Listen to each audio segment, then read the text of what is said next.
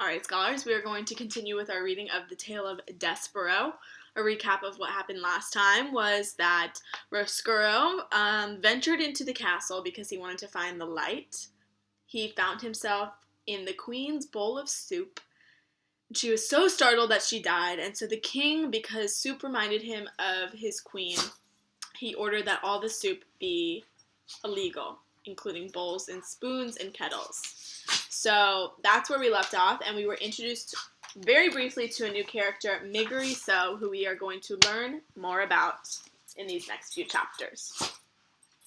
Okay, chapter 24. A handful of cigarettes, a red tablecloth, and a hen. Again, reader, we must go backwards before we can go forward. With that said, here begins a short history of the life and times of Miggery Sow. A girl born into this world many years before the mouse Despereaux and the rat Chiaroscuro, a girl born far from the castle, a girl named for her father's favorite prize-winning pig. Miggery Sow was 6 years old when her mother, holding into Meg's hand and staring directly into Meg's eyes, died. "Ma," said Meg, "Ma, couldn't you stay here with me?" "Oh," said her mother, "who is that? Who is that holding my hand?" "It's me, Ma, Miggery Sow." "Ah, child, let me go." "But I want you to stay here," said Meg, wiping first her running nose and then at her running eyes. "You want," said her mother. "Yes," said Meg, "I want." "Ah, child, what does it matter what you are wanting?" said her mother. She squeezed Meg's hand once, twice, and then she died, leaving Meg alone with her father, who, on a market day in spring, soon after his wife's death, sold his daughter into service for a handful of cigarettes, a red tablecloth, and a hen. "Papa," said Meg, when her father was walking away from her with the hen in his arms, a cigarette in his mouth, and the red tablecloth draped across his shoulders like a cape. "Go on, Meg," he said. "You belong to that man now." "But I don't want to, Papa," she said. "I want to go with you." She took hold of the red tablecloth and tugged on it. "Lord, child," her father said, "and who is asking you what you want? Go on now." He untangled her fingers from the cloth and turned her in the direction of the man who had bought her. Meg watched her father walk away, the red tablecloth billowing out behind him. He left his daughter. And reader, as you already know, he did not look back, not even once. Can you imagine it? Can you imagine your father selling you for a tablecloth, a hen, and a handful of cigarettes? Close your eyes, please, and consider it just for a moment. Done? I hope that the hair on the back of your neck stood up as you thought of Meg's fate, and how it would be if it were your own. Poor Meg, what will become of her? You must, frightened though you may be, read on and see for yourself. Reader, it is your duty. So we've just been introduced to our new character, Miggery Sow. She's a really young girl whose mother died when she was 6 years old, and then her father sold her to another man for her to do work. So she doesn't have either of her parents anymore. Chapter 25, A Vicious Circle. Miggery Sow called the man who purchased her uncle, as he said she must. And also, as he said she must, Meg tended Uncle's sheep and cooked Uncle's food and scrubbed Uncle's kettle. She did all of this without a word of thanks or praise from the man himself. Another unfortunate fact of life with Uncle was that he very much liked giving Meg what he referred to as a good clout to the ear. In fairness to Uncle, it must be reported that he did always inquire whether or not Meg was interested in receiving the clout. Their daily exchanges went something like this. "Uncle, I thought I told you to clean the kettle." "Meg, I cleaned it, Uncle. I cleaned it good." "Uncle, ah, it's filthy. You'll have to be punished, won't ye?" "Meg, Gor, Uncle, I cleaned the kettle." "Uncle, are you saying that I'm a liar, girl?" "Meg, no, Uncle." "Uncle, do you want a good clout on the ear then?" "Meg, no thank you, Uncle, I don't." Alas, Uncle seemed to be as entirely unconcerned with what Meg wanted as her mother and father had been. The discussed clout to the ear was always delivered, I am afraid, with a great deal of enthusiasm on Uncle's part, and received with absolutely no enthusiasm at all on the part of Meg. These clouts were alarmingly frequent, and Uncle was scrupulously fair in paying attention to both the right and left side of Miggery Sow. So it was after a time the young Meg's ears came to resemble not so much ears as pieces of cauliflower stuck to either side of her head. And they became about as useful to her as pieces of cauliflower. That is to say, that they all but ceased their functioning as ears. Words from Mig lost their sharp edges, and then they lost their edges altogether and became blurry, blankety things that she had a great deal of trouble making any sense out of at all. The less Mig heard, the less she understood. The less she understood, the more things she did wrong. And the more things she did wrong, the more clouts to the ear she received, and the less she heard. This is what is known as a vicious circle, and Miggery Sow was right in the center of it. Which is not, reader, where anybody would want to be. But then, as you know, what Miggery Sow wanted had never been of much concern to anyone. Chapter 26, Royalty. When Mig turned 7 years old, there was no cake, no celebration, no singing, no present, no acknowledgement of her birthday at all, other than Mig saying, "Uncle, today I am 7 years old." And Uncle saying in return, "Did I ask ye how old you were today? Get out of my face before I give ye a good clout to the ear." A few hours after receiving her birthday clout to the ear, Mig was out in the field with Uncle's sheep when she saw something glittering and glowing on the horizon. She thought for a moment that it was the sun, but she turned and saw that the sun was in the west, where it should be, sinking to join the earth. This thing that shone so brightly was something else. Mig stood in the field and shaded her eyes with her left hand and watched the brilliant light draw closer and closer and closer until it revealed itself to be King Philip and his queen Rosemary and their daughter, the young Princess P.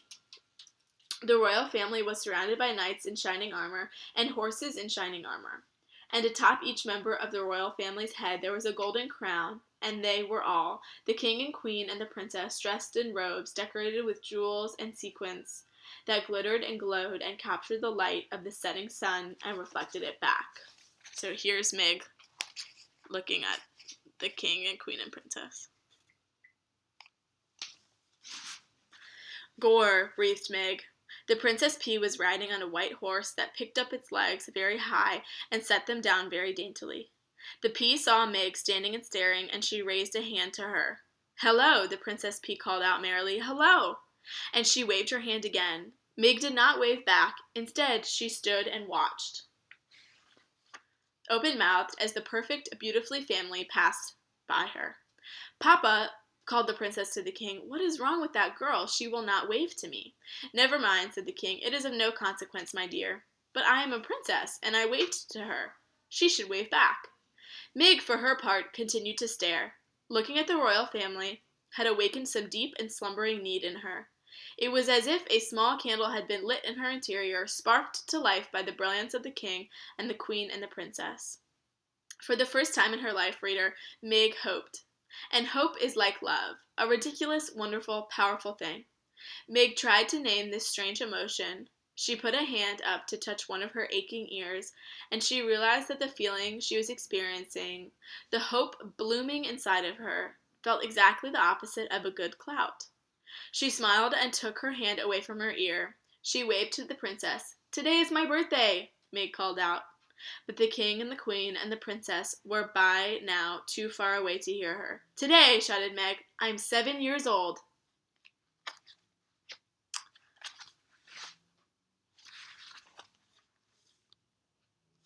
So while she was working for her uncle, Meg turned 7, but there was no one to celebrate with her. And on this day, she also sees the king, queen, and princess riding by on their horses, and it gives her a feeling of hope. This is our last chapter for today. Chapter 27, A Wish. That night, in the small, dark hut that she shared with Uncle and the sheep, Mig tried to speak of what she had seen. "Uncle," she said, I saw some human stars today." "How's that?" "I saw them all glittering and glowing, and there was a little princess wearing her own crown and riding on a little white, tippy-toed horse." "What are you going on about?" said Uncle. "I saw a king and a queen and an itty-bitty princess," shouted Meg. "So?" shouted Uncle back. "I would like," said Mig shyly, "I wish to be one of them princesses." "Har," laughed Uncle, "har, an ugly dumb thing like you. You ain't even worth the enormous lot I paid for you. Don't I wish every night that I had back that good hen and that red tablecloth in place of you?" He did not wait for Mig to guess the answer to this question. "I do," he said. "I wish it every night. That tablecloth was the color of blood. That hen could lay eggs like nobody's business." I want to be a princess, said Mig. I want to wear a crown. A crown? Uncle laughed. She wants to wear a crown. He laughed harder. He took the empty kettle and put it atop his head. Look at me, he said. I'm a king. See my crown? And I'm a king just like I always wanted to be. I'm a king because I want to be one. He danced around the hut with the kettle on his head. He laughed until he cried, and then he stopped dancing and took the kettle from his head and looked at Mig and said, Do you want a good clout on the ear for such nonsense? No, thank you, Uncle, said Mig. But she got one anyway. Look here, said Uncle, after the clout had been delivered. We will hear no more talk of princesses. Besides, whoever asked you what you wanted in this world, girl? The answer to that question, reader, as you well know, was absolutely no one. Okay, so now that we have read those few chapters, I have 2 questions for you. So remember, you're going to either discuss these with somebody who's listening to the book with you or write down your answers and send them to your teacher. The first question is, what have we learned about Miggery Sow's life? The second question is, how does Miggery Sow feel after she sees the princess riding on a horse? So pause the video. Remember, it's in the comments below, also written out. Pause the video and answer these questions. Okay, so now that you've either talked about these questions with someone who's listening to the book with you, or you have written down your answer, let's go over them. So the first one is, what have we learned about Miggery Sow's life? So we know that her mother died when she was very young, and we know that her father traded her to someone so she could work for him. And her uncle isn't very nice to her. So we can infer that she is not very happy with where she is right now. And the second question is, how does Miggery Sow feel after she sees the princess riding a horse? Well, remember when she goes and tells Uncle what she saw, she calls them human stars. So to me, that tells me that she thinks that they are amazing and beautiful, and she even says that she wants to be a princess. So those are the chapters that we are reading today, and we will read more tomorrow. Bye, scholars.